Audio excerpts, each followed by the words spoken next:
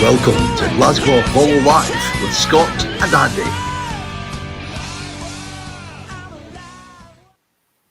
Good evening. Welcome to Glasgow Apollo Live.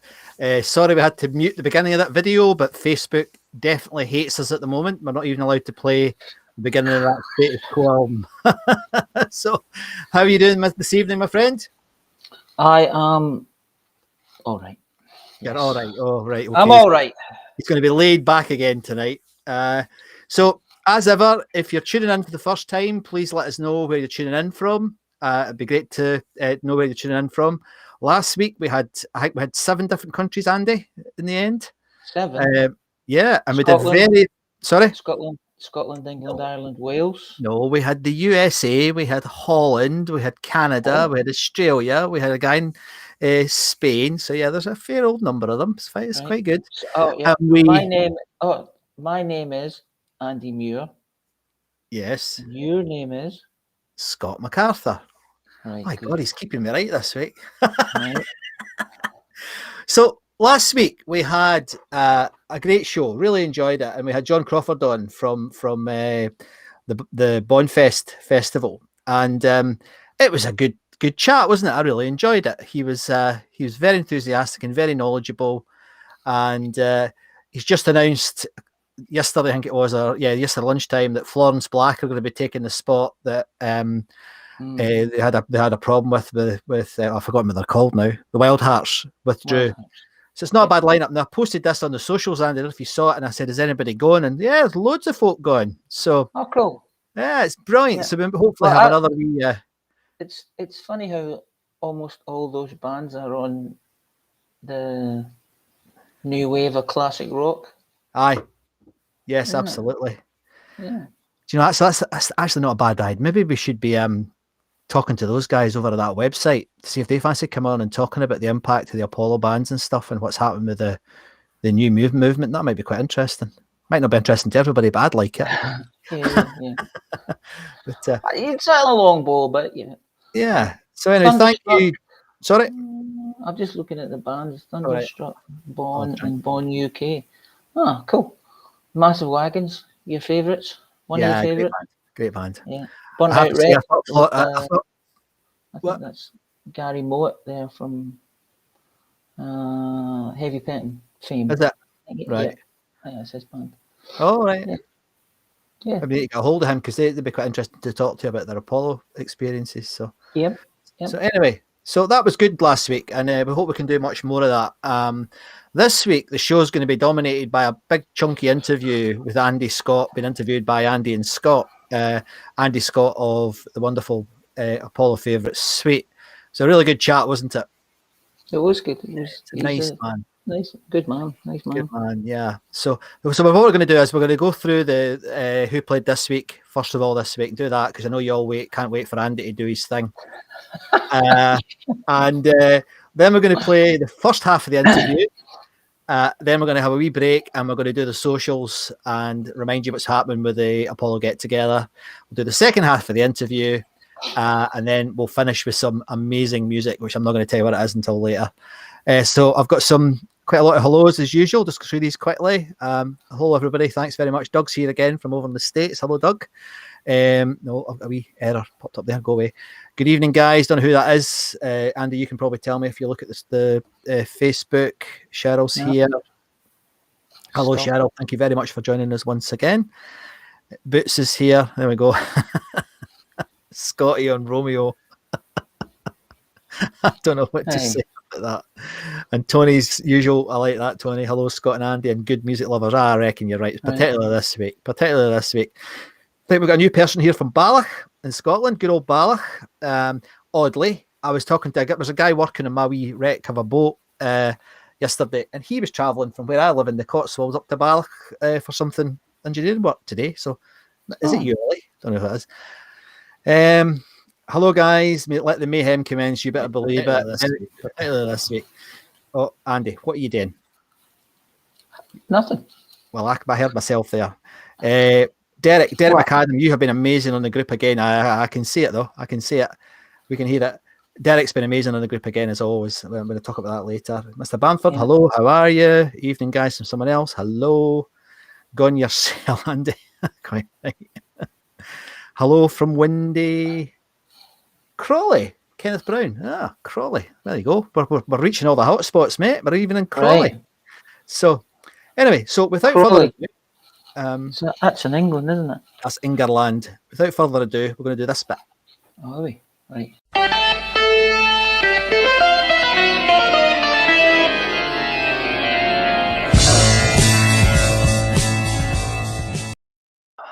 God, you're away there. Good grief. Now, wait. See this wee function, this wee new thing we've got. Watch this. Boom. And we're still here. Isn't that cool? That is technology at its best. It's getting better, mate. It's getting better. Right, go. Space age. Got the space age, and now we got this. Right. Sunday this. See, I've already stumbled. The Doublers headlined Sunday, February 15th, 1970. That's 52 years ago for the pedants. Statisticians. Genesis, along with String Driven Things, played on February 16th, 1973. Had a wee listen. That's what I've listened to this week. Genesis. I listened to a live album from that too. Did you? Yep. Oh, very good. I did. That's all I'm saying about it, mate. Did you not like it? It was all right. It was 73 Genesis, mate. Right, so that's pretty good Genesis. Right? I like it anyway. Okay, yeah. Well, I was a live on this too. It was live too, so it was a bit funny. Argent and the John Verity Band played February the 14th, 1974. I wonder how many Valentine's couples went to that. Quite a few. Come on, darling, let's go. And the guy's like, I don't want to go and see Argent. And she's like, come on, we're going. It's my favourite band. Right, the Carpenters played Monday, February 18th, 1974, 48 years ago. Good band, Carpenters. I do like a wee couple of Carpenters tracks. Skinner played February 13th, 1976, 46 years ago, supported by the ever-supporting Steve Gibbons Band. I think they probably hold the record for the most supports. I did a lot, didn't I? Actually, if you just hold on, I've actually got a picture that we got sent about this. Hold on, let me just look it up because it was quite a nice picture there. There it is there. Look at that. Oh, yeah. And that was for me and Monk, and I quite liked it. Andy, he said it was February 76. Steve Gibbons pictured on the right, presenting Lucy Van Zandt, Ronnie Van Zandt's dad, with a birthday cake. Skinner guitarist Alan Collins and Gary Rossington in the centre. An almighty cake fight erupted minutes after the pic was taken. Ronnie got the cake full in the face. Earlier that evening, Skinner played the Apollo with Steve Gibbons' band supporting. Brilliant. I don't think I'd seen either of those pictures before. No, I've never seen that. So thank you very much for sending them in. They're fantastic. So I'll let Master Muir get back to his job again. Emmylou Harris played Monday, February the 9th. February the 9th? What am I talking about? It's February the 16th, 1976. Yeah. Not bad. ABBA, you're not going to believe what I did this week. Saturday the 12th night. You didn't listen to ABBA, did you? I listened to ABBA Arrival album, which is the album from this. Yeah. There's about, I don't know. There was 3 songs that I actually knew on that. Yes. Pretty sure my wee sister had that album. I remember the cover. Yeah, anyway. It's all right. It was ABBA. There's a dodgy. The first track's called "I Kissed the Teacher." Really? You wouldn't get away with that now. No, you wouldn't. Oh, no. Poor teacher. Frank Zappa headlined. Hey, remember we're talking about the Sweet Letter. How many of their lyrics could you get away with now?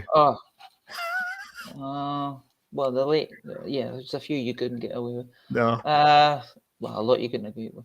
Frank Zappa headlined Sunday, February 13th, 1977, 45 years ago. I listened to Frank Zappa this week too. What'd you listen to?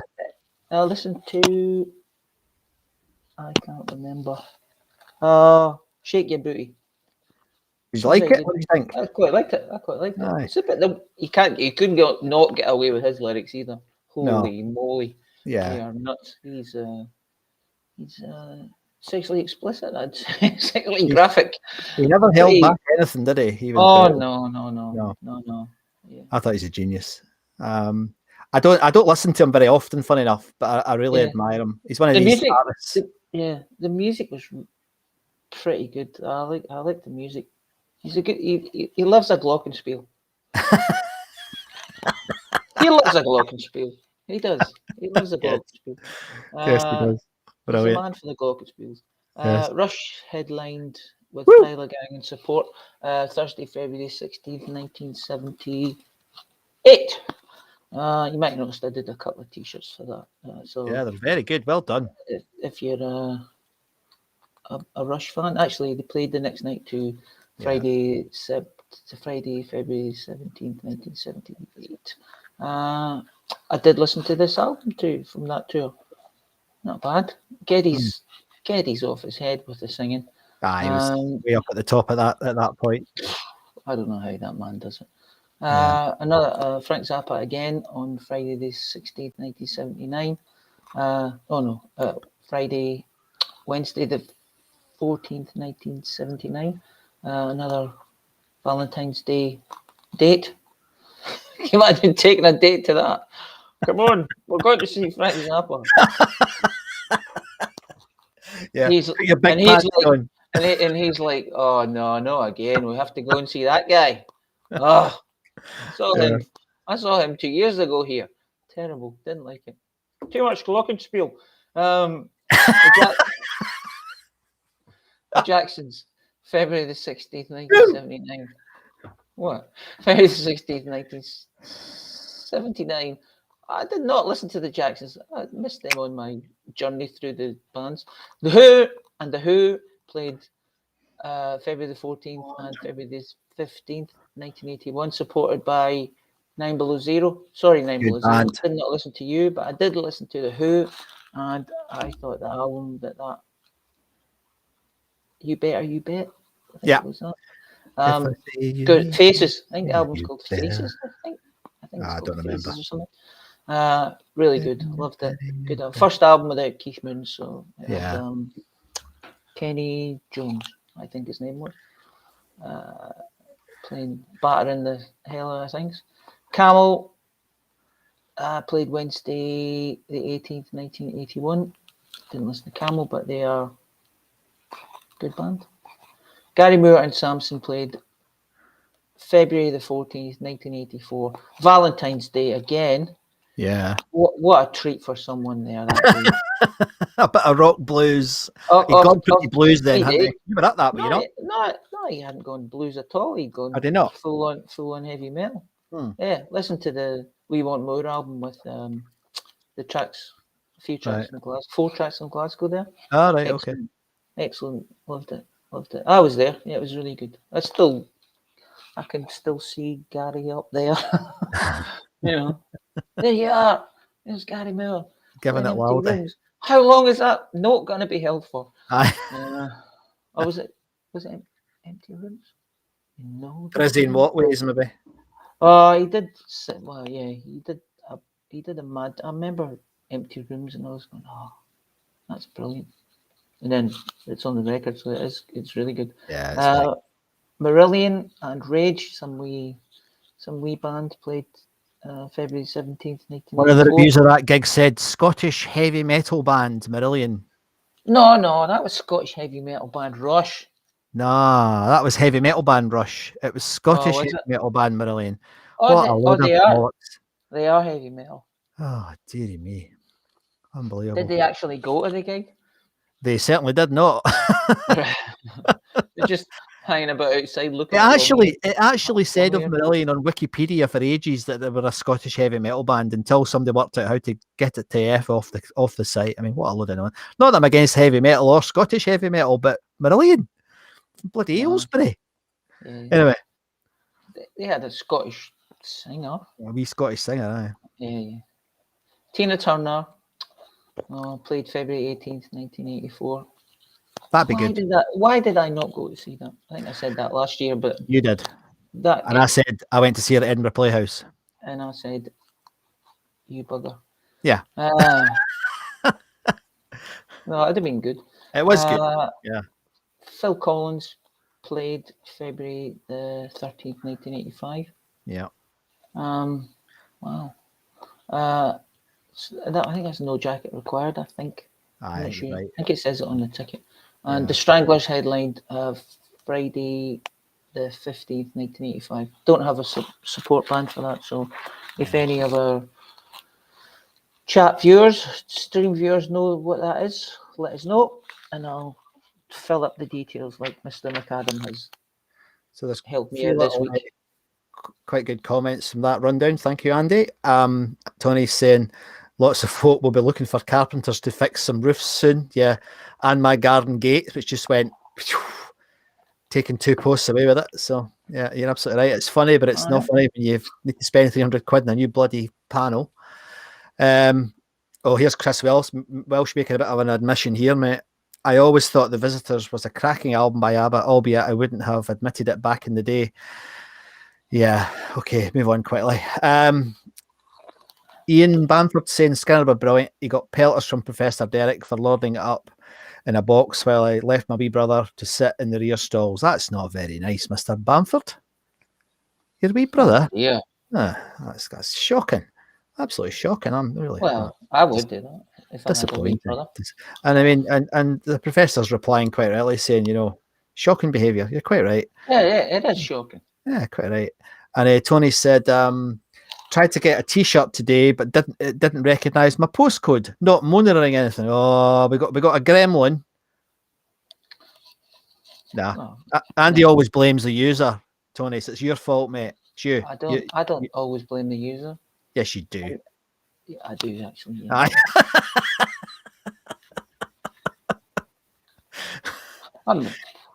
Have another go, Tony. Have another go. I logged in today and I couldn't get the shirt I wanted, so I had a problem as well. Try the. I don't know. Yeah, Who fan will probably have to explain this to me.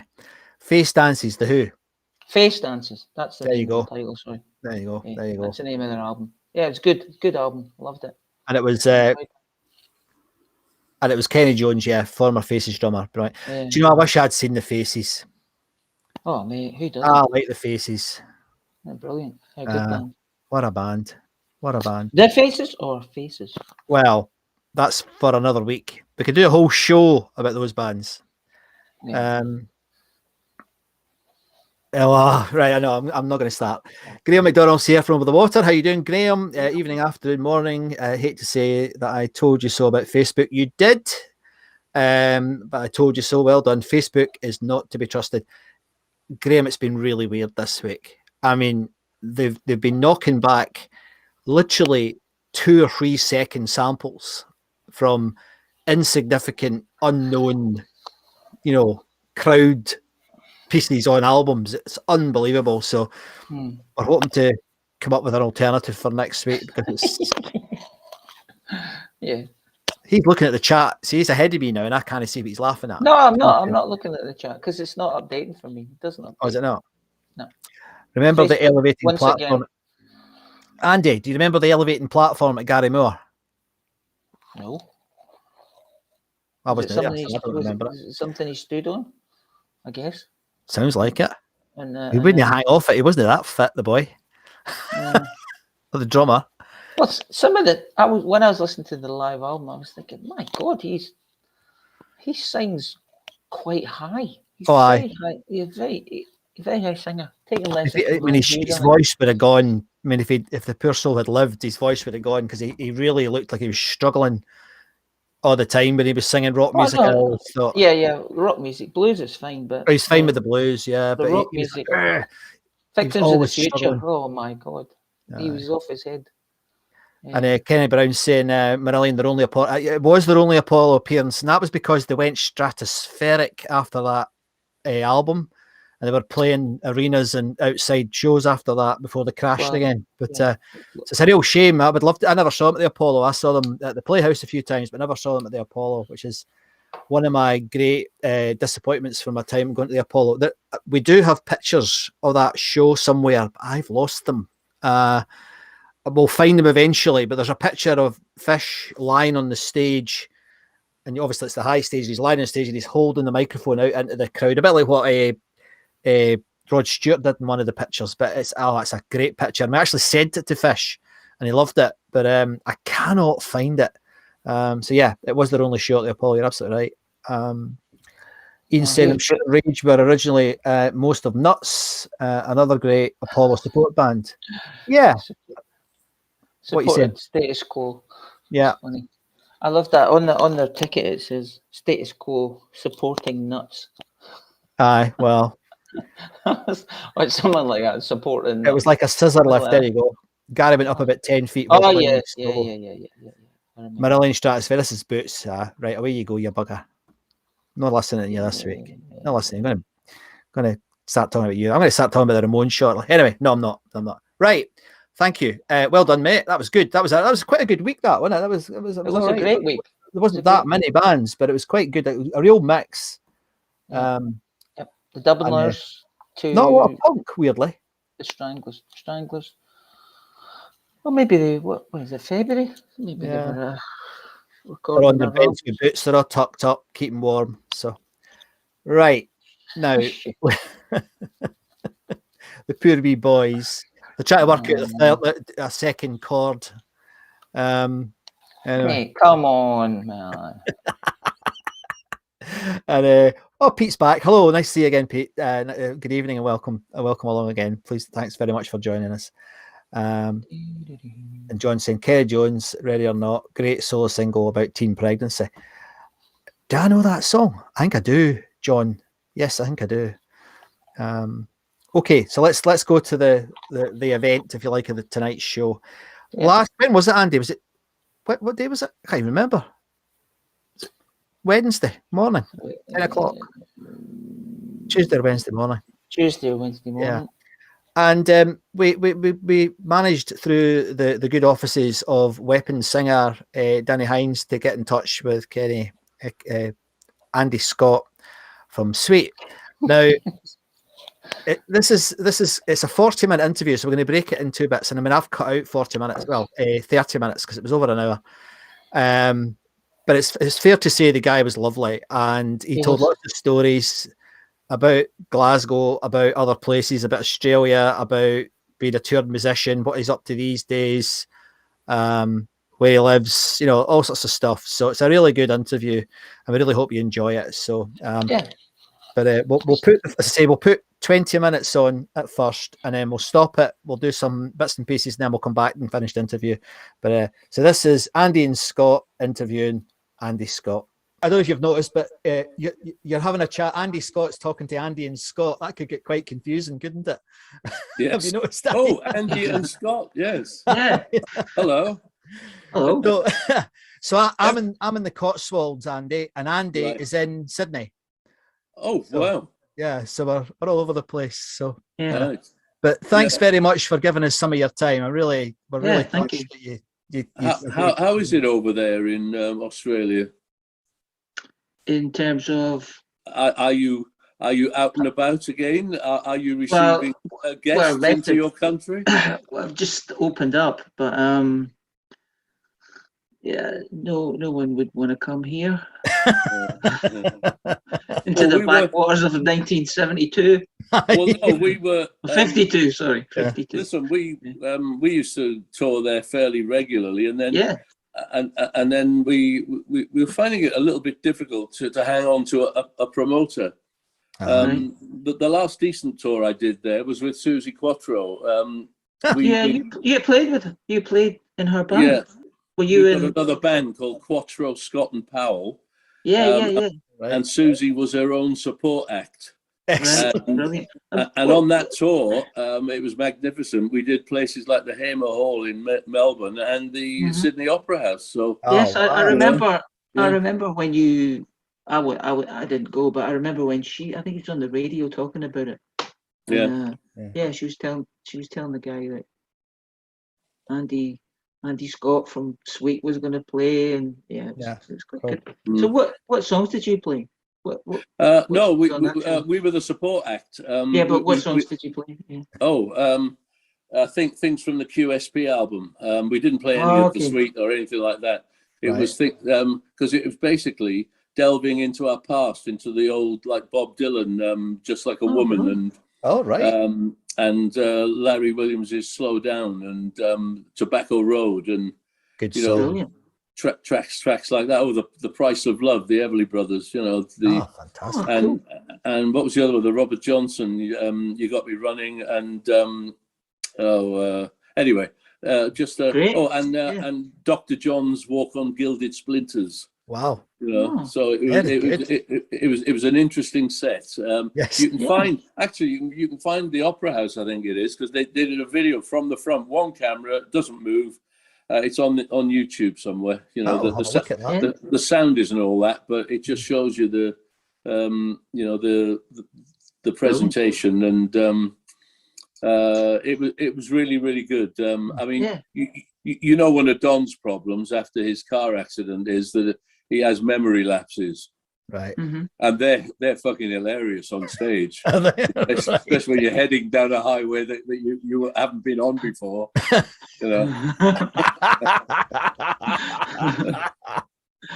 I don't know if Danny Hines said to you about what we've been doing, Andy, but you have got a hell of a fan base in the Glasgow area. We do all right there. In fact, we've been doing these tours in Britain. November, December time.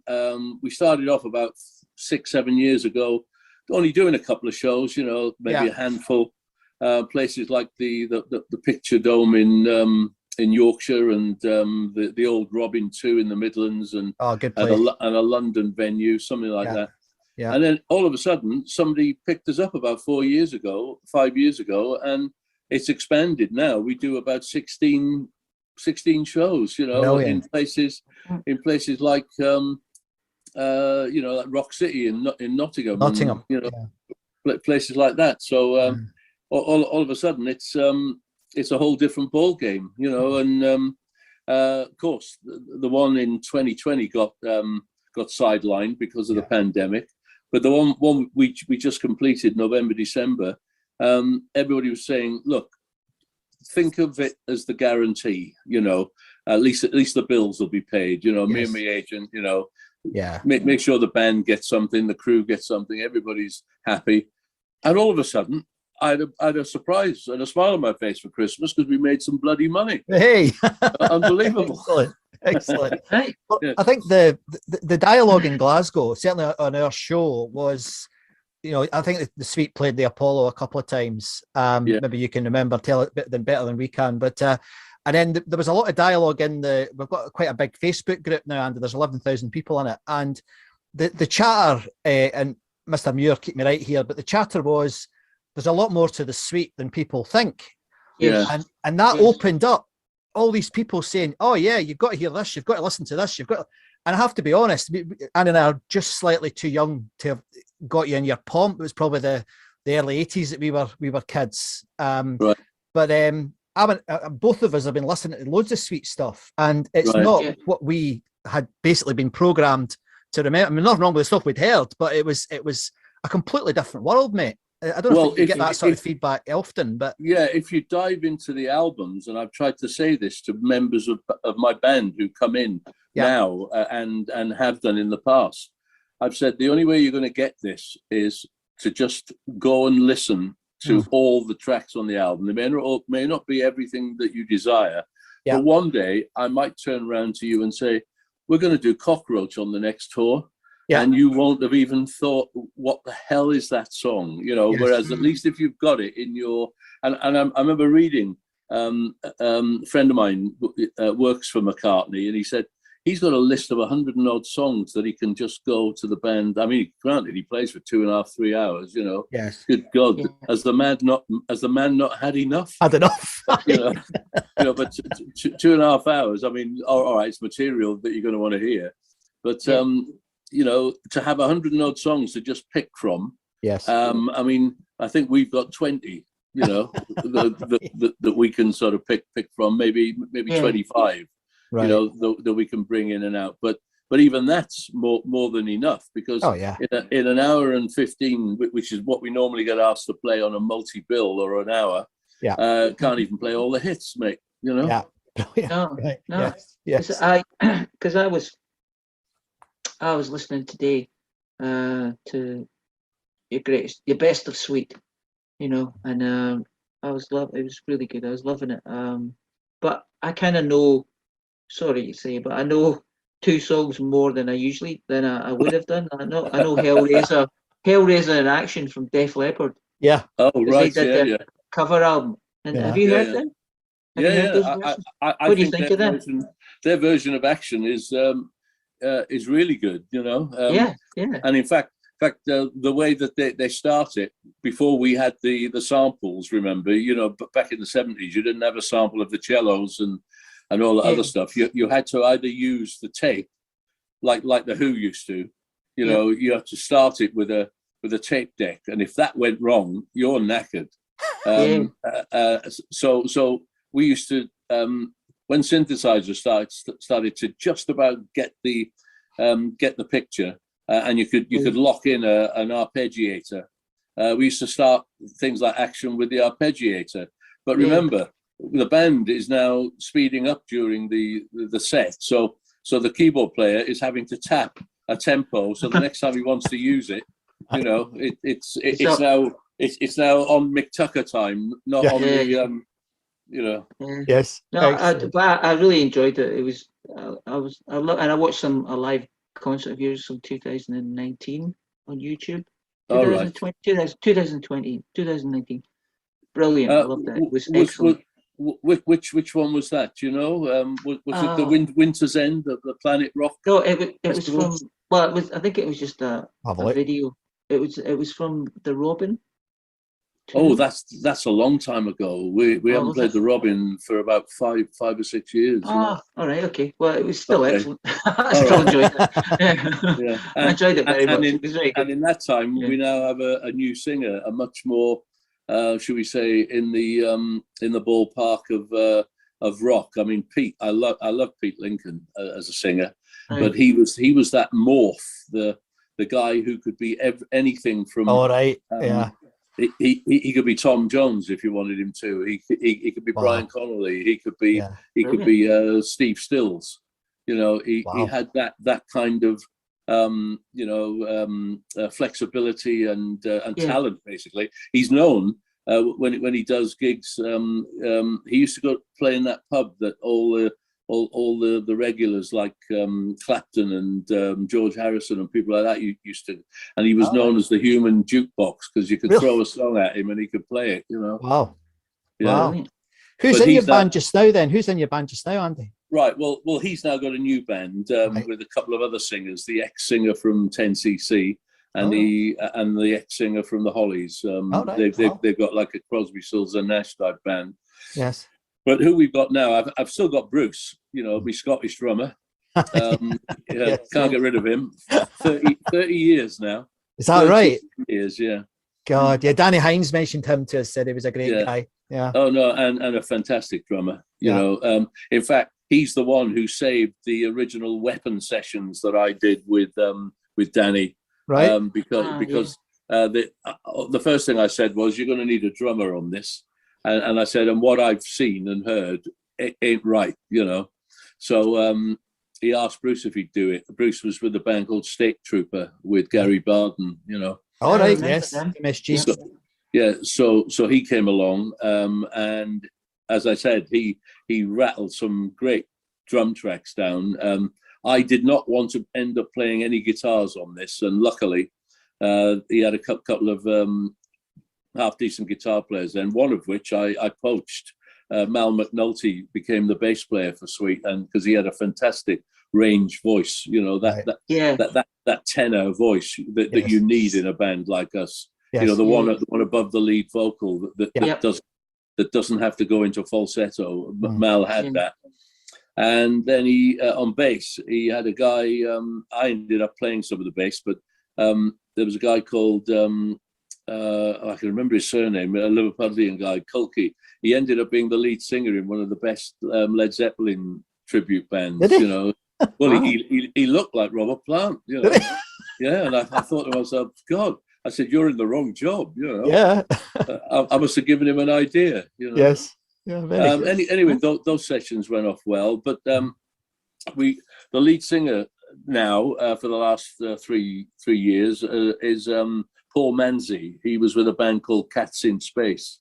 Oh yes, yes. And he still does things because he said to me, I might get asked to do the odd arena tour. You know, arena the prog rock band. Yeah, I know them well, mate. I know them well. And he said, well, he was singing with that, and he said, and I said, look, we're flexible here. We all have to work. We all, you know.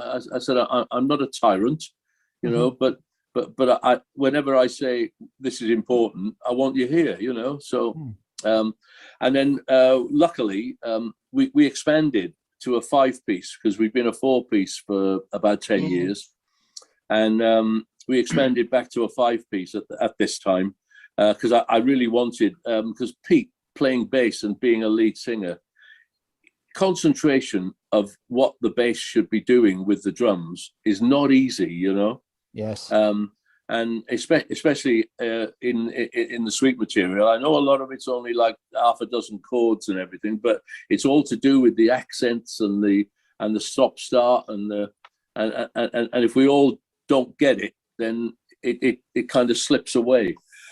So on my radar, there was a guy called Lee Small, who at the moment is actually, I've met him doing a lot of different things. He was with, he was like a dep for Magnum for a long time. Oh, was he? Oh, right. Yeah, bass player, singer. And he was with, I just used to see him in a support band, you know, and I thought to myself, he would be an ideal if the opportunity came. Yes. Anyway, it did. So I now have 2 lead singers in the band, you know, and myself, of course. Yes. So we've now got Paul and Lee, and we don't have a regular keyboard player anymore. We've got a couple of guys. One who's living in England, a guy called Tom Corey, who is the engineer in my studio, but he also has a band called the Nova Teens, who I've been producing. You may have heard of them because they've had a bit of play on Radio 2 and Radio 1 and Planet Rock, you know, that but at the moment, you know, there's not enough activity for bands like that. You know, it's difficult. So he's been coming on the road with us, and he's he's a little bit of a genius. He's the younger man who understands the digital age. So you know, I'm just taking a note of that. And the other keyboard player, guitarist, is he plays with Michael Schenker normally. Is Steve Mann. All right, yeah. You know, but he lives in Hanover, and a little bit like me, he's of an age, doesn't fancy getting on a plane until everybody's sorted this crap out. You know. Yes. You know. So it's a small world, isn't it? Because I mean, I saw. Do you know John Mitchell, who is in Arena? I know the name because Paul's talked to me about him. Is he the main guy? He's the main man. He, I just saw. I went to see Fish did a gig in near me at Leamington Spa. Yeah, and John was playing guitar for him. And I think I saw him at the O2 with Fish when they supported Mott the Hoople on their comeback thing a few years back. Yeah, absolutely. Yeah, great guitar player. Superb, and I think the band he's got, the other band he's in is a band called Frost, which you probably heard of, and they for me are utterly fantastic. I mean, I'm a bit of a progger, but they are utterly brilliant. I mean, there's an album called Millionaire or something, or Million Land or something. Oh, it's just perfect. It's a great album. Great album. Anyway, so can I ask you about your memories of the Apollo then, Andy? What do you remember about it? It's a long time ago. The photos. I've got a couple of photos somewhere, right? And I haven't been able to dig them out. But I do have them digitally, and I will send them to you. Oh, thank you. That's lovely. Thank you. Of Brian Connolly and myself in the crowd at what became the Apollo. I think it was Green's Playhouse, yeah. Green's Playhouse. And the stage had a slight narrowing. One side was narrower than the other. Right. God knows how. Yeah. And of course, it was my side and Brian's side that was narrower than where the drums were pushed back into. Imagine like an isosceles triangle. Yeah. Where you've got, a bit more space on this side and a bit less space on this side. So the drums are like pushed slightly to one side and back. Bass player, Steve, plenty of space, can run away from these screaming banshees. Me and Brian, not a hope in hell, grabbing a trouser leg. I think Brian even had his trousers cut with a pair of scissors, as they leaned across the stage. I remember when I got back on the stage, some of my hair was missing. They all got in there with scissors in the handbag. Good grief! Yeah. And then, sorry. Was it split into two? Is that why it was called Green's Playhouse and another thing? No, and then it all opened up again. It was an ownership thing. It was the Greens family owned a number of theatres throughout Scotland, and then along came Apollo Leisure, which was Frank Lynch, and reopened it under the name Apollo. There's a long story behind it, but that there was a venue above there as well called Clouds. Yeah, we played both. When you were talking about people touching your trousers, I was thinking that you couldn't have been remembering the Apollo. That must have been your Clouds gig. Yeah. Okay. Well, wherever it was, I remember there being two venues in the same place. Yeah, I do kind of remember that. And one was closed when the other one was open, and the other one, they weren't. I'm not sure whether they were both open at the same time. They might have been. Yeah. That's a good question. That I don't think bands played at the same time, but I think they were having gigs. They had a roster at the same time. I think. Yeah. And then all of a sudden, because somebody explained that all of a sudden, because it used to be one big, probably amphitheater, like the Palladium or whatever. It must have been like that at one point. Yes. And architects start to think, how can we carve out, more, in other words, you can't fill 3,000 seats every night. So you might get 1,000 in there and 600 in here, Yes. And it's better than having it sitting empty. It must have been something like that. Yes. But when it was first refurbished, I remember, when did it start as the Apollo? Was it 73? Yes. 1973, mate. Yeah. Yeah. Well, we must you have been... played on. You want me to tell you when you played? Yeah. You played in November 73. Right, and then the 4th of November. Played in 75 or 74. Right. Well, you might have done, but I've not got it listed. I've not got it listed yet. But, well, the thing is, we may not have, because I got it down and on great authority that we did not play in England from the end of 74 through to the beginning of 78. Right. Because did you play in Scotland? Well, okay, Britain. The only gigs that we used to do, because we had a fan who ran a casino on the Isle of Man. Right. He used to fly us over there for the week, put us up, and we'd do 2 shows in the casino. Oh, brilliant. And that was like our dress rehearsal for the tour, to make sure that everything would kind of work. Now, the only downside of that is you couldn't get everything across on that ferry. You couldn't take these big trucks, so we ended up with like half a dozen transit vans going across. Excellent. And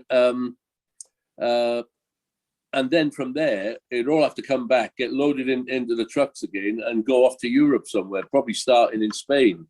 Right, okay.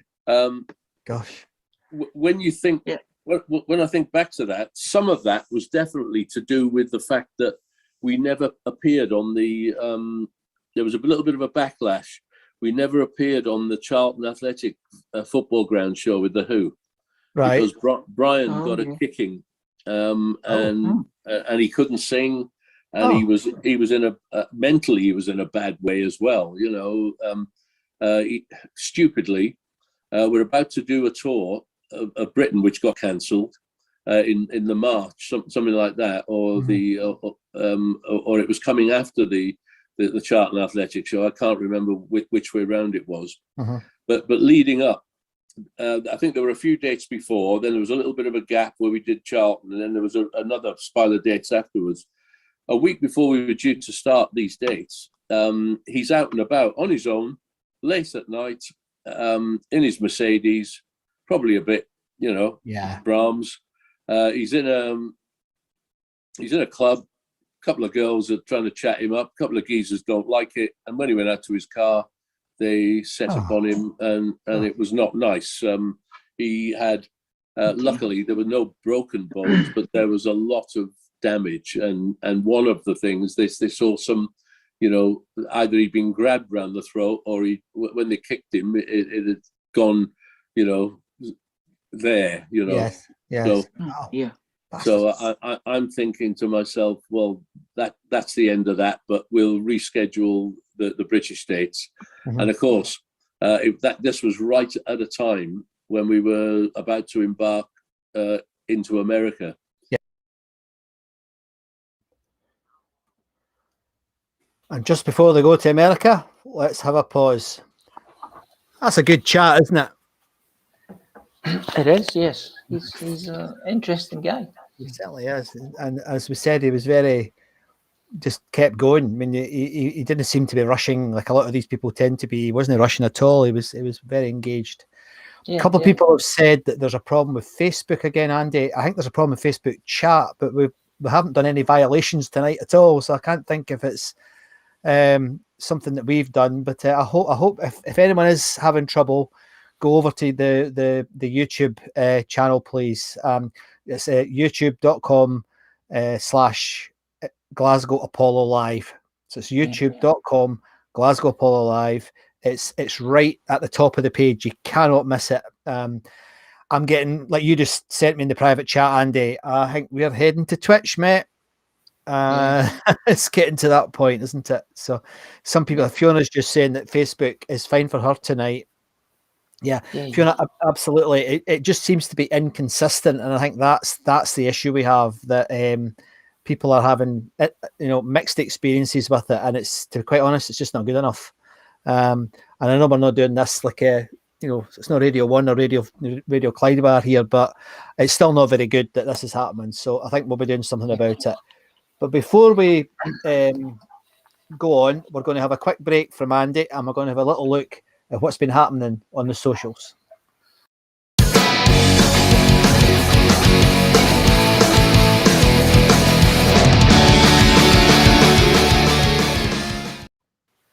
Well, it's away again. Here we go.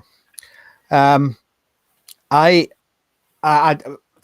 just wanted to start by saying this. I wrote a wee piece about going up the Bing in Carluke. It's not a euphemism. I had no. That's a terrible euphemism. If it is a euphemism, mate, come on. And I had no idea that folk would resonate with that so much. I'm absolutely blown away by it. So thank you very much. What was it you thought? You thought it was the Tenants, or it was the? Oh no, was it Tenants special? It was special, yeah. Tenants special and Youngers. No, you've got. Yeah, it's Youngers. It's a long time. I must have drank 1,000 million pints of beer since then, mate. So, but it's been brilliant, and I love it. And I'm going to keep doing one if I can. I'll do one every week, because folk are obviously responding to it, which is brilliant. And the other thing, just before Andy does the social bit, the response to Andy's t-shirts, bloody hell. We're not selling very many, funny enough, but folk like them, so buy them. GlasgowPolo.com/com merch. They're amazing. Yeah. As soon as they go up, they're on sale for 3 days. There is a sale on once a month. Also, have to let you know if you're challenged by the currency, there's a little button up the top there where it changes the currency, and tax is applied at the end for the young player who doesn't realize that tax is applied at the end, because it's just the way they do it. When there's a bad, well, Pete, you can wear it. Pete, you could wear your t-shirt as a wee sort of pajama.Maybe I'll get some shorts made for you. I've got one on now. It's freezing. Anyway, yeah. But you make a good point. It's a good point. The and it's not us that's making the tax. We don't apply. We don't sell the. We don't, make the tax rate. It's 20% in the UK. That's a heap of tax. But yeah, that's not us. That's the government. Yeah. Tony's saying one of Mr. Boy's catchphrases going up the bing. Oh no! Come on. No. Come, little. And then Pete suggested we should just sell scarves. You never know. We could do that as well. Yeah. So anyway, So a couple of thermals, maybe some thermals for you. Mr. Muir, what's been happening on the socials this week? Oh well, good stuff. We have. I don't know why this is saying that, but it says we've got 11,069. Actually, we don't. We've got 11,073 members, I think, or something like that. That's new. I think there's about 65 or 70 new members this week. 912 posted, commented, 32,000 viewed, and that was just member views, and 47,000 visitors and members viewed. There was 6,800 active members this week with 79 posts, 1,500, nearly 1,600 comments, and 6,000 reactions. But yeah, it's great. Thank you very much for joining up again. Absolutely. Love your contributions. It's great. Even if you don't contribute, it's great that you're there looking and hopefully jogging your memories about stuff. Oh yeah, that's right. Who played? Yeah, all that stuff. Good things. On you go. Yeah. No, you go. But a couple of ones that I thought were quite good. Scott Ferguson asked the question, what was the biggest difference between the Greens and the Apollo? And there was quite a big response to that, but the bottom line was not a lot. They dyed the carpet and put some new seats in. But it's a fair old question. But there wasn't as much as you would think, probably. The other thing that has been amazing this week, and I'm going to show you a wee picture of this, because if you haven't been watching the Facebook group, and I know not everybody does, you might have missed what William Brown's been doing with the 3D model of the Apollo. Look at this stuff, man. I mean, it's really coming on. I mean, he's done a fantastic job of it so far. And what I really like about Andy is the amount of engagement from the likes of John Henry and stuff has been amazing, helping him. And do you know, if you look at his other models, I don't know if you're there tonight, William. We'll get you onto the show at some point, obviously. But your other models are very, very good. But the detail that you put into this is at a different level. Yeah. I thought that too. Yeah. And I think it must, you can tell us yourself, William, but I suspect it's because of the amount of interest there's been from people in this group. So well done, everybody. It's just been magic. And what was I going to say?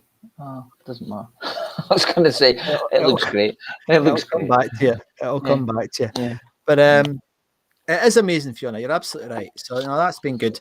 The other one that's been quite interesting, and we both aren't sure about it, to be honest. Now, William McGacken, who posts quite a lot, and a very good poster he is too, posted these the other day.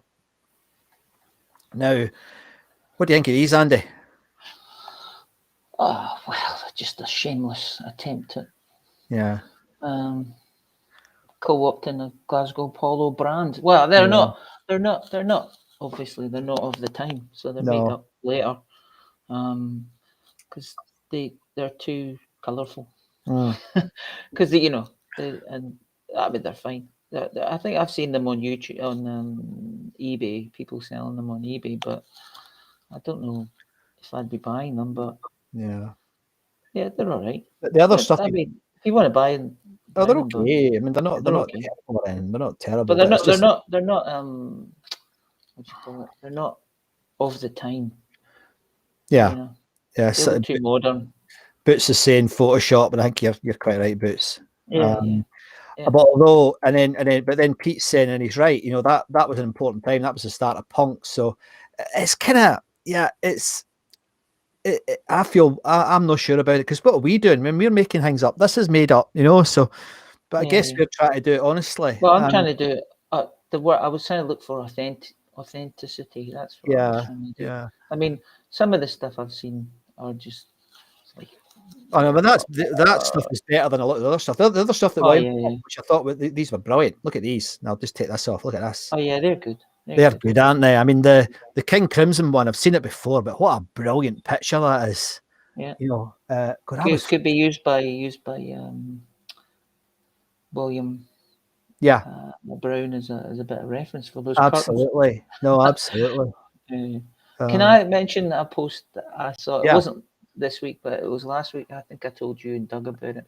It was someone was asking about the cinema and the golden divans and such, and this person wrote, Fraser Taylor. Thank you, Taylor. Thank you, Fraser, for putting this in. It says, my mother was a manageress of Green's Playhouse at some point in the 50s and told me of the time she met Christopher Lee at the Scottish premiere of a Dracula movie. There was no dressing room for Lee to get changed into his costume, so he was told he could use the manageress's office, unbeknownst to his mum. She went into her office and was bending over to put money into the safe when she heard a noise behind her. Turned around to see Christopher Lee in full Dracula costume. She fainted and coming around again to find Dracula looking over her, fainted again. Could never watch a Dracula movie for the rest of her life. Poor woman. I love that story. Can you imagine that? Can't. I mean, that is one of the. I mean, there's about, I don't know, there's a few good ones in the book that we did with Martin. Yeah. A lot of good ones, but I think some of the deeper ones we're getting now, like the Fire Brigade one a couple of weeks ago, you know, are just out of this world.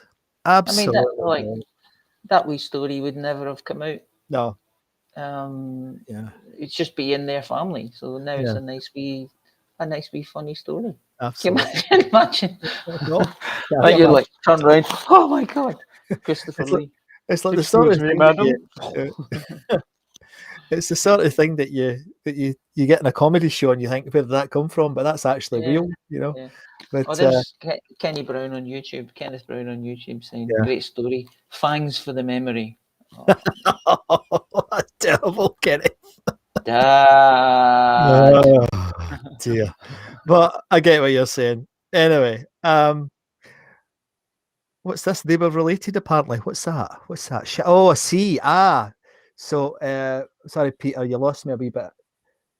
Christopher Lee said he was Charlemagne, and apparently they were related. Oh, I didn't know that. And they said that Charlemagne. Oh, right, here we go. Boom, boom. Right, okay, fine. Very good. More of those, please. Now, you know, and I won't play the trailer because we're going to go right back to the interview with Andy now. But yes, one of the important things that we're really keen to do is to get these stories captured. If you want to do that and you're not sure about making them yourself, I'll help you do it. We've done a couple already, a couple of real crackers. I mean, Ian Bamford sent us a recording of him talking, and we played about with it, and it's really good, you know. So we'd love to capture your stories because these are really important stories. And like that one proved, there can be real gems in there.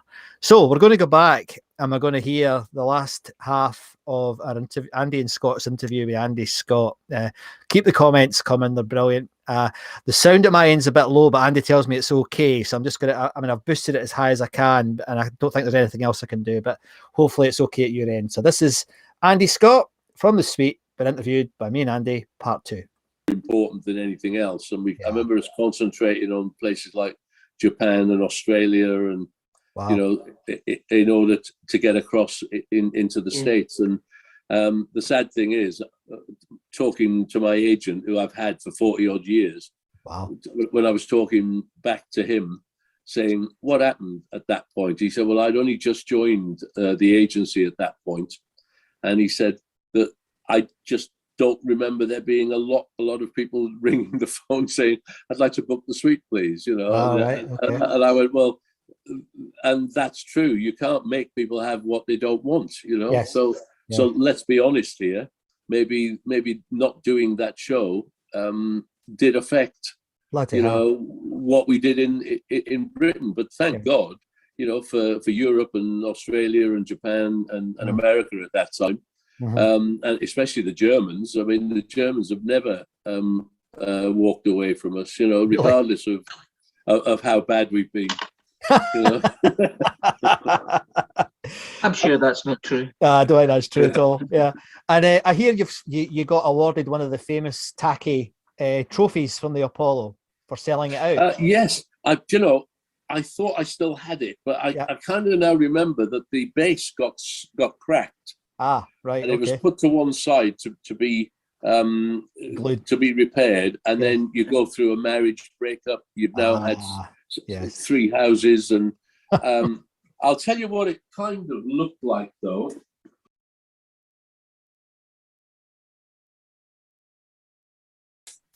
It was a bit like this. Yes. Oh yeah. Yes. What's that one for? I don't know where this one appeared from. I think it was somebody when we went back in. I've had this a few years now. About maybe 5 or 6 years ago, we went back into the charts with a compilation album, especially in Europe. I think we were close to, you know, in the top 5 in Germany with it. It was a double album of where they joined all the dots from year 1 right up until 2017. All right. And we put 2 brand new songs on there with my band. Yeah. So it kind of chronologically showed you where the band had gone throughout, 50 years basically. Brilliant. And when it went in the charts, a mate of mine showed up with this and basically said, "Well, here you are. You know, you're back in the charts." Back in the charts. It didn't quite because it's the way things are. Even though it charted in Germany, I never kind of received any kind of gold disc or anything like that for it, because if the majority of it was downloads and streaming, I don't know whether gold discs exist anymore. That's a good question. I don't know either. No. That's a really interesting one. Oh, we'll need to find out. I need to know about that. And I'm not the kind of person to kind of show my trophies on walls and things like that. I've got my Ivor Novello nomination in the Kazi, and my wife, my now wife, found this tucked away in a tea chest. It's the gold record, 1 million worldwide sales of Ballroom Blitz. Brilliant. Fantastic. Wow. Yeah, very good. Very good. Yeah, and it just shows you it's still got an orange RCA label on it. Ah, yes. What was the Ivor Novello nomination for? Love Is That Oxygen. Ah, Andy loves that song. I love that song. I played that about 10 times today. It's so good. I love it. I also won the ASCAP award for the songwriting for that in America as well. So no, it's a great song. Great song. Yeah. This is quite a personal question. I hope you don't mind me asking it. How does it feel now? I mean, you're the last surviving member of that great band. That must be tough, is it not? Yeah, a couple of people have said to me, well, it must be easier now, you know. And I said, no, of course it's not. No. I mean, the way I feel about it is, if we were all still alive, we might be like the Rolling Stones. Yeah, keep going. You know. Absolutely. But it gets no matter how good it is, it still gets dissipated a little bit. I can have the best band in the world, but it will never be the same as if the four of us, the originals, were still together. Yes. You know, and that's what you've got to come to terms with. I still, if I still want to do it, I still want to do it. Yeah. If I don't want to do it, then that's a whole different set of questions, you know. But I'm enjoying it. I still want to do it, and there are still people who, luckily, want to come to the gigs and heckle, you know. Especially in Glasgow, I would imagine. I'm trying to think where we played the last time. I think it might have been the garage, you know. Oh, the garage is a good venue. Yeah, it's a great place. But it's got its moments. The dressing rooms are filth personified, really, down in the basement somewhere. Right. Because of the way that remember, we're in a pandemic here. Because of the way the building's set up, it's on like 3 floors. Yes. To get to the stage, you've got to negotiate the crowd at some point, or you get the security to put a block on a couple of doorways so that they can't get through that way, so that the band can get to the pre-backstage area, which is probably about as big as my office, you know. Right. Okay. You know, and that way, at least, and then when you come off stage, you've got to make sure you've got the same security guys just holding a couple of doors so that you can get straight off stage, down the stairs, back into the dressing room. You know, it's not ideal. We were due to play in 2019, I think it was, the O2. All right. Okay. Good. Which was next door to the that Macintosh building, you know, that got fired, the fire, and it took a bit of the O2 with it, you know. Which is that rebuilt yet? Probably not. You know, it's a bit of a scandal, I think, in Glasgow about it. Right. Okay. It hasn't been rebuilt. I mean, we used to play the Royal Concert Hall on those. What our fans called the Pipe and Slippers tour, you know, where it was with bands like Showaddy and Rubettes and Sailor and Slade. Well, us and Slade have played there as well. Have you? And I understand why they call it that, because it's almost like an old style variety show, you know, where you get a little bit of this, a little bit of that. Yes. And of course, Sweet come on, and all of a sudden the niceties have gone. There's a bit of obnoxiousness going on stage, and then you know, and remember the other bands that we play with, they're just the same as us. They've been around a bit, you know. They all enjoy a laugh, but we've all got to come. You see, I never wanted to play last on those shows, because if you played, should we say, to close the first half of a show like that, you still stood a chance of being able to drive home. Yeah. As long as you weren't in Scotland. Yeah. Yes, absolutely. Yes. I remember, I don't know, I think you and I actually met. You did the Sweet did a charity concert in Glasgow at the Armadillo. I don't know if you were there. I know there's been a couple of versions of Sweet, but it was the Bay City Rollers, the Sweet, Alvin Stardust, and a few others. And I remember, it was us. Yeah. Yeah. Well, I met you in the back. There was that little green room bit where we were all having drinks, because me and Andy were involved in promoting that. Where was that? That was the Armadillo in Glasgow. Oh, and, yes, the children's charities. Yeah. And I remember I had a funny experience, because I was sitting with you and your pal, one of the other guys in the band, and my Uncle Dougie, who's actually very ill, he was a big fan, and you signed his name, and he's both of you did that very kindly. Then along came Les McEwen, who was obviously well refreshed and had probably had something else as well, and he grabbed the program off me and he basically scribbled on it like that. And I think it was either you or your mate just went, arsehole, because it was really embarrassing. You know, it was he was so far out of it. It was a real shame like that. Listen, I've known Les for years. Yeah. There was one moment in the very late 70s, early 80s when we were both living near Hyde Park. Yeah. I had offices. Well, the band were involved with some offices just behind the Hilton on Park Lane. Yeah. And him and his, who's now probably his wife, they used to go roller skating in Hyde Park in the summer. Wow. And as I walked from my flat across to the office, I'd always see them there, you know. And he was, when he was nice, he was bloody lovely, Les, you know. Yes. But then he had these moments of, you know, and I was really saddened that, you know, he passed on. Yeah, it was a shame. But he, you know, there was a lot of destruction in the rollers, you know. I think there's a lot of coming to terms with, especially when you shift that amount of records and what have you got to show for it at the end, you know. Absolutely nothing like terrible for them. It's terrible. Yeah, it was awful. Yeah. It was awful. Was that Peyton, wasn't it? It was the manager chap. Yeah. Oh dear. Anyway. Yeah. So anyway. In terms of Glasgow and your memories back in the 70s, probably the last question. I know the time's running on here. What was it like compared to everybody else? Was it just a big?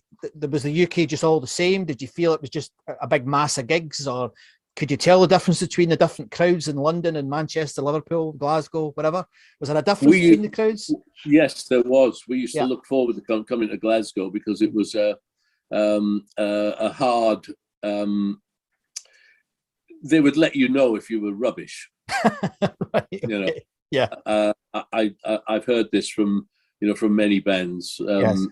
You know, I've spoken to people like I've done these things in Europe, like with a classical orchestra with people like Scott Gorham. All right, from Thin Lizzy, and they said that, you know, they used to have some fantastic dates up there, you know, in Scotland, and we're the same, you know, especially with the connection with Brian. Yes, you know, being Scottish, you know, he could have farted and they'd have loved it, you know. That's the done, you know. Yeah. Well, it's been a real pleasure having you on, Andy. We really appreciate it. And we know you're busy, so it's really appreciated by us all and by the guys on the group. They'll love seeing you on the show. It's just terrific. Is there anything that you know that you're really keen on just now, or there any of your own work that you'd like to direct people to, or if they want to look up what Andy's up to? Well, I don't know if you get it up there, but there's a new radio chart show called the Heritage Chart, right? And it's now appearing on TV. You may find it on one of the satellite channels, like if there's like Glasgow TV or Edinburgh TV, and I know that Virgin are looking at picking it up, and there's another satellite channel, the movie channel, Talking Pictures. All right, okay. And it's run by Mike Reed, you know, the DJ from DJ, and he's done a fantastic job. You're not gonna believe this, but the last single that we had out, Everything, was #1 over Christmas. Was it? Excellent. In that chart, you know. Brilliant. So if you just Google the Heritage Chart UK, you'll find it. We'll find it. And he's now getting involved with the Top of the Pops format TV channel, where he sits there and basically said that number 30, and then he said, "Oh, we're lucky we've got them in the studio," or we've got a great video from Sweet, you know, for their thing. And of course, we've got our own YouTube, the official Sweet YouTube channel. Okay. Where you can go and see all the Sweet videos. And, and luckily, when certain people, and I won't name names, turn around to you and basically say, when RTA were moving offices, for example, and there was a whole pile of boxes of Sweet films, and people to do with us would basically, "Oh, just chuck them in the skip; they'll never be needed." I took them all. Oh, well done. Well done. And preserved, and even though I can't lay ownership to the BBC ones, because Top of the Pops is owned by the BBC, and all the best you can do is say, "I've got them," give them to the BFI, who digitize them, and then they let you have them back at a reduced rate. Ah, right, okay. So you're not paying for something that you salvaged, you know. Yes. But, that's weird. But ultimately, it's a magnificent collection of all the suites past. You know, you can see everything from the original band. You can see how the band has progressed for when we did 3 nights at the old Marquee Club just before it closed. Right. And they were recorded. So, you know, that you've got all of this. You've also got TV shows from Sweden and Germany and Switzerland and Sydney. Yes. You know, we used to do Good Morning Australia, and there was a guy at Channel 10. I think he died recently. Bert Newton. Bert Newton show. Yeah, fantastic. You know, and also the footy show. Yes. There was a late night footy show which was always great. And of course they all of these, if you can get the permissions, and they're all on the channel, so you know, fantastic. Knock yourselves out, you know. Brilliant. Do you have any gigs, tours planned? Yes, we're working on the next British tour for the end of this year. The dates are looking pretty similar, if not slightly bigger venues than last year. We got a pile of dates starting. Well, they should have started at the end of March, but it seems that Europe is still a little bit, you know, squeaky bum time, as Fergie would have said. Yeah. So they put everything back to April, May, but we do have a pile of dates starting in May. Some festivals and some like one-offs. We've got a Spanish festival. We haven't played in Spain for about 5 years. Coming up in August. Brilliant. We did Wacken. That's a great festival. Yeah. About 3 years ago. We'd never done it. Yeah. And we were there on the same day as Uriah Heep. And I said, you must have done. And Mickey said, no, we haven't done it either. Really? So there you are. You've got Sweet, The Damned, Uriah Heep, you know, and the Australian band, Rose Tattoo with Angry. Fantastic. All on the same bill. You know, it's bloody fantastic. It really was. Excellent. I tell you, Andy, there was a thing on a website. I just wanted to, I don't know if you've even seen it. It's an official or unofficial, the Ultimate Sweet Tribute Act, tribute website rather. And it says this, and it just made me really smile. I thought it was lovely. Sweet are a national treasure, British at the core, and a rock and roll music phenomenon that has taken every continent by storm for almost 5 decades. Hey, that's not bad, is it? Well, not too bad considering me and my agent wrote that. Even better. Don't tell them that. Maybe edit that bit out. Andy, when we're doing the edit. No, actually, I nicked a little bit of it from one of the guys from Classic Rock. I think it was. He started off an interview with a little bit of that. You know, we're Sweet are a national treasure, and I thought I like that. It's great. I love it. I love it. Yeah. Absolutely love it. Yeah. So thank you very much for coming on and doing a little interview with us. We really appreciate it. The show goes out on a Friday night at 9:30. It'll be this Friday, Andy. It'll go out. So okay, Glasgow Apollo, all sold out. There's the man. Yeah.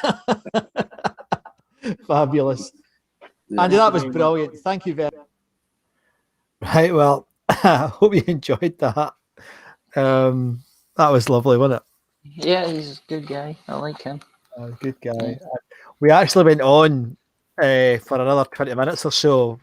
You've probably seen the little bit, because Andy ended up talking quite a bit about Australia, and I thought it was magic again. It's great. And it's good. He's easy to talk to. He's very good. That man is 72 years old. Is he? Oh, okay. No, I didn't realise that. He's good for it. He's good for it. Yeah. It's brilliant. So let's just have a wee look at some of the comments that have come in. There's a few comments and a few observations in here as well, mate, that are worth talking about. It was good. Thank you. I'm glad you enjoyed it. I mean, it was just a privilege to do it, to be honest. But let's just get up here and see. There was a couple of ones. Yeah, Kenneth asked the question about the Apollo, and it's an interesting one, isn't it? Many bands started their tours in Glasgow. If you went down well in Glasgow, then you were going to have a good tour. That's why Ozzy and Robert Plant started their solo careers at the Apollo. Yeah, interesting. Because it was definitely. I think it still is a place where you get quite honest feedback, Andy. Don't you think? Yeah. But it's also a good place to start because you can go down the country. London. Yeah, absolutely. Yeah. I think the one thing that I got from Frank Lynch, the chap who ran the Apollo, he one of the things that I think was unique about it, and I'm sure there are other venues, I just don't know about them, but he used to book bands just to do one show. You know, the Osmonds weren't on tour, the Jacksons weren't on tour, Skinner weren't on tour. You know, he was, you know, getting them to play gigs, discreet gigs when they were maybe warming up for tours or whatever. So I think there's a bit of that as well, because he is a wily old bugger. You know, the other one, and I agree with you, Fiona. You know, it was interesting to hear about Les McEwen. Yeah, it was. I mean, I don't feel guilty about that story that I told, because it was true, and the man was silly that night. I mean, he was just completely silly. He was offending people all over the place. It was awful. It was a charity gig as well for kids, so it was. And the suite and Alvin Stardust was an absolute gentleman, but Les was in a mess. But when you read the whole story, Andy, you kind of understand it, can't you? Yeah. What happened to the Rollers? So that was quite sad. But so. Oh, here's Derek says something. I didn't know this actually, and I didn't know that either. Derek's saying I think it's probably 99.99% true. Skinner's first ever UK show was the Apollo. I did not know that. Not know that. Yeah, and Chris is saying, you know, lovely guy. Wish I had his hair. Yeah, you know, folks say that he's wearing a wig, and you know, some of the photographs you watch, it looks like a wig. But Danny Hines, and also on that show, I don't think it is a wig. Well, I don't know if I told you this. I was watching the concert I was talking about in the interview. Yeah. Just before they sang the song, he goes, now a lot of people say this is a wig, and you know, like I dye my wig, and he went, why would I dye a wig? I just buy a new one, right? And then he goes, I think he says, and anyway, I get them all from Lady Gaga, so excellent. He's a good guy, you know. I was just chatting to Derek during the interview. I said he's not like what they'd say here. He's not up himself here. No, he's not. He's not. He's a good guy. He's a good guy. No, he's definitely a good guy. So anyway, so we've got some others lined up. Couple Andy doesn't know about yet. I just need to tell you. But there's a couple more.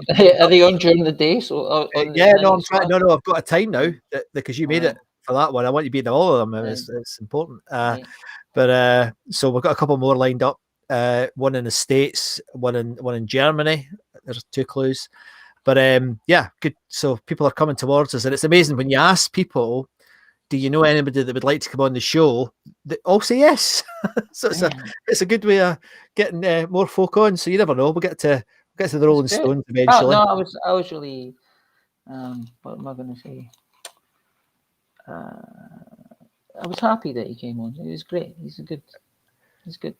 Oh, it was a great start. I mean, Danny Hines, thank you, mate. I mean, I know you tune in, Danny, and stuff. That was just brilliant. Great introduction. Yeah. Great introduction. And he said he wanted to go for a pint, so I'm going for a pint with Andy. Definitely. And I'll get my phone out, and Andy in Australia can watch me and Andy having a beer together. Oh, yeah, great. Yeah. You're welcome, mate. Yeah. Thank you. That was good. Now, there's a few things before we finish tonight that they would like to mention. Building on all the activity this week's been amazing. But there's the first thing, of course, is that the 17th of June is Go. We've now sold 70 tickets. Nobody's claimed a refund yet, which is good news. You can if you want, no problem. But it's terrific. Tickets are only a £5, and that goes to paying for the venue. And there's going to be some nibbles there as well. But we're really looking forward to it, and it's brilliant. There's so many folk coming. cannot believe that there's going to be like 80 people turn up. I reckon it'll be more than 100 in the night, actually. We might need a bouncer. So if you're a big guy and you're strong, you might need to help us out because it could get chaotic. I'm not quite sure how they control the crowd. Anyway, so that's happening on the 17th. It would be terrific to see you there. And there's someone saying, got my hotel booked. So have I. Barry. Is it Barry? Oh, Barry, right? Oh, Barry, good man. The link for the 17th is here. Now, if you, I know it's not great when you, let me just see if I can do this actually now. I'll do it live rather than buggering about. Let me just see. I'll put it in the chat. I don't even know if you're able to link from it in the chat, but I'll put it in the chat anyway.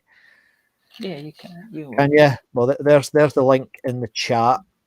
And hopefully that'll work for you. If not, just DM me or Andy and we will we'll send a link to you. But there's only another 10 tickets left, so I think there's probably going to be maybe 10 people refund their tickets or say they're not coming, and if that happens, I'll add to the maximum that we can have. But there's 70 sold and we can only have 80, so that's the situation with that, as always. Now, we've already mentioned it, but Andy and I are rather chuffed with these t-shirts we've been making. We're just watching for somebody copying Andy's design idea, because it's such a good idea that I reckon folk are going to be copying it. But if you want to help us and help, I mean, the money that you've sent us for via the coffee fund and for the t-shirts has helped us pay for this software again for this year, so it's really appreciated. It's brilliant. I mean, we're not making any money, but it's just great. A few bob here and there, it really helps. And Andy's doing a stunning job with these. I'm well, which really one do you like out? Which ones do you like out the most apart from the Rush ones? Let me have a look. Let me think. ABBA. You love the ABBA one, don't you? I don't mind the ABBA one. I mean, the Rush one, if you look at the ones in front of me, right, the front of everybody here, Rush sticks out more than the others. Gary Moore sticks out quite well, but Rush really sticks out. And I mean, I'm biased. I know I'm biased, but but I mean, the ABBA one, you can just about see it there. But I mean, I'm looking forward to the. Yeah. Well, I think I said this last week. What I'm doing is I'm making the band name bigger. Aye. Because on the ticket it's too wee, so on the t-shirt it's a bit bigger. But artistic license. Oh yeah, you can, but the that's got to be Barry that's put cool like that. That's got to be. I just if you look at the core t-shirt, you'll see the names of the seats. The row is QUO. That's very good. But that's a sort of closer up version of it, and you can see they're really good. I mean, they're really good. And what Andy never says, the truth is, he spends hours on these things, and he does a lot of it by hand. A lot of it is done by his hand, not by. It's all by hand. Yeah. I know. It's all by hand. But they're gorgeous. They are proper good. So I like. I know it's a bit nerdy, but if you go back to the picture of the t-shirts, the big one. Yeah, that one there. Yeah. Yeah. I don't know if you can't zoom in, but sorry. I can't zoom in. No, sorry. All right. I've added a new little. It's so nerdy, but I've added. This is the geek time. A little geek bit, time. like the box office. A little stamp. Oh yes. That took me ages, man. Ages. Excellent.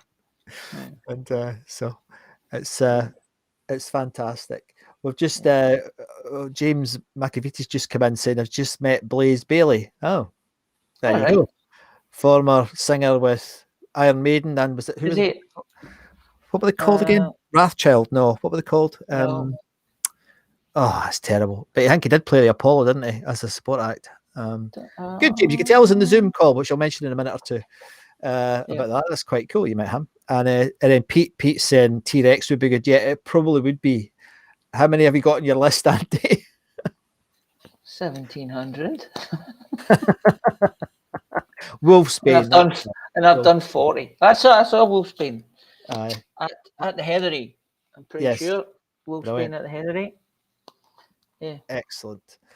But so now, if I've forgotten anything, it doesn't matter because we can come back to it after we have some music. Now, I have been this is really going to please Boots.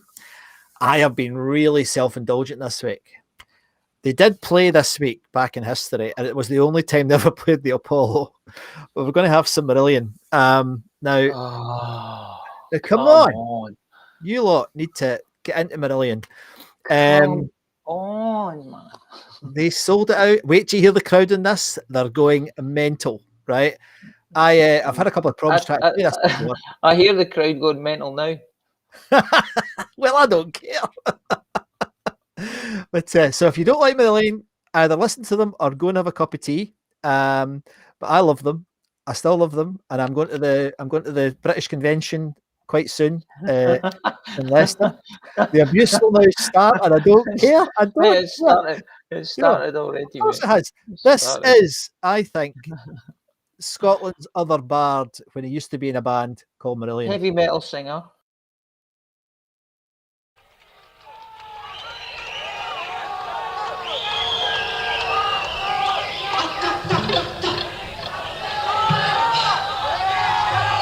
What?